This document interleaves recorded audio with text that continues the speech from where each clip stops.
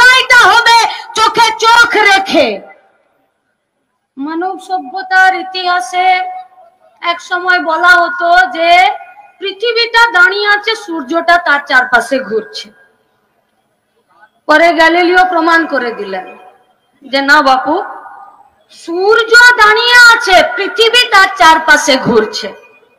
জীবনের অভিজ্ঞতায়, রাজনীতির অভিজ্ঞতায়, সংগঠন করার অভিজ্ঞতায় দেখলাম ঠিক সেরকমই শাসন ক্ষমতায় যখন একটি দল থাকে বা সরকারে থাকে, তার চারপাশে কিছু চোর দুর্নীতিগ্রস্ত দালালরা ঘোরাফেরা করে। এ তৃণমূল গ্যালিলিওকেও মিথ্যা প্রমাণ করে দিল।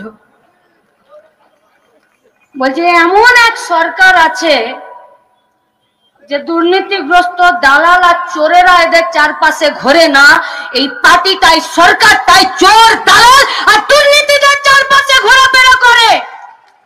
কিসে দুর্নীতি হয়নি? চাকরি বিক্রি করেছে আমাদের, গোটা স্বাস্থ্য দপ্তরটাকে আজকে জাল ওষুধ আর সমস্ত রকম দুর্নীতিতে নিমজ্জিত করে দিয়েছে।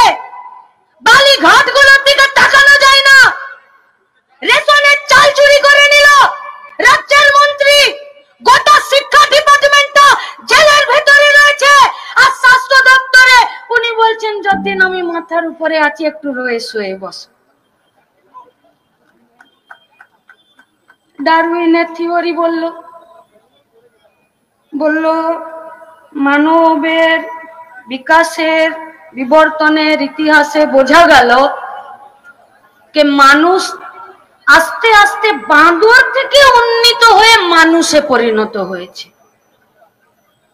তৃণমূল এদেরকেও মিথ্যা প্রমাণিত করে দিল। বলল তৃণমূল করতে গেলে আগে মানুষ থেকে বাঁদরে ডেমোর নিচে নামতে হবে, নিচে।